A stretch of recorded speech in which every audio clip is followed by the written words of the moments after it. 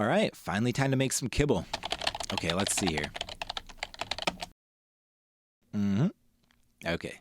Oh my. What is this? Okay. That's a lot, but in this video, I'll break it down step by step to make this simple, fast, and very easy.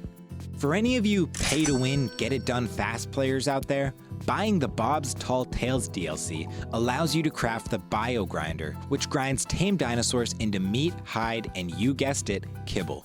Whatever tier it takes to tame the grinded creature is the tier you'll get.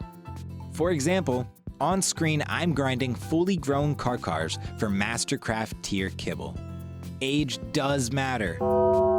So breeding and raising some Uties and grinding them is your best bet for max tier kibble. Now, if you want to really get your hands dirty like me, then the rest of this video is for you. The first thing you'll need to do is farm vegetables. Now, you're probably thinking of farming an Ark and it looking something like this. But it really looks something more like this. To build a simple, compact, 1x1 farm that can hold every crop, you'll need these structures on screen. Once you have them, place them like I'm doing now.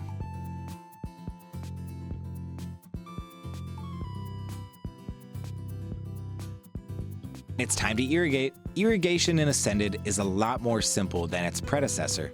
So all you need is a water intake that is of course touching water, and a reservoir within its massive range bubble. Now anything inside of the reservoir's bubble is irrigated, including your new plants. All that's left is to place one of each seed into each of the stacked crop plots we've placed. Now all we need to do is fertilize these crops, which brings us into our next step. It's time for some taming. Yes, you actually need to tame a few creatures in order to craft kibble. We will need to tame one dung beetle for fertilizer, one giant queen bee for honey, a dire bear for taming the bee, and a pair of male and female Uti for high-tier kibble eggs. For this next section, pause where you need to. On screen are the spawn locations of dung beetles, which can be tamed by feeding them some turds a la mode. Dung beetles are important because allowing them to wander with poop in their inventory, they will mass produce more fertilizer than you could ever need, so your vegetables will produce much faster. Don't forget to throw some of that fertilizer inside your crops now for a future step. On screen are the spawn locations for a dire bear. Your best bet is going to the redwoods because they mostly spawn there. Lay down a simple 4-gate trap like I am and blast away. Here are Uti spawns. They are just knockout tames too, and you'll need them for their eggs. They can be tricky, so I recommend reusing your trap for the bear, and don't forget to place a bed just in case you make a mistake.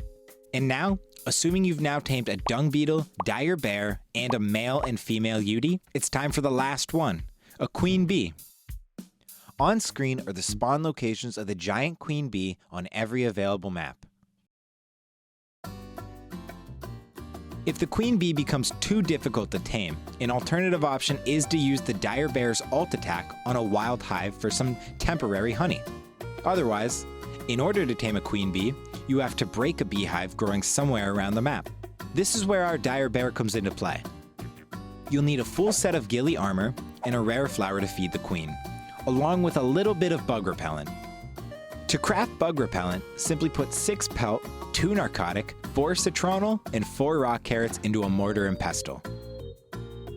Take your armor, flour, repellent, and bear, and go find a beehive. In my demonstration, I needed to build up to the hive a little bit, so be prepared to do that as well. Walk your bear to the hive and use it to destroy the beehive, because bears are not affected by the bee's poison. Once you break the hive open, back up and finish off the last bees.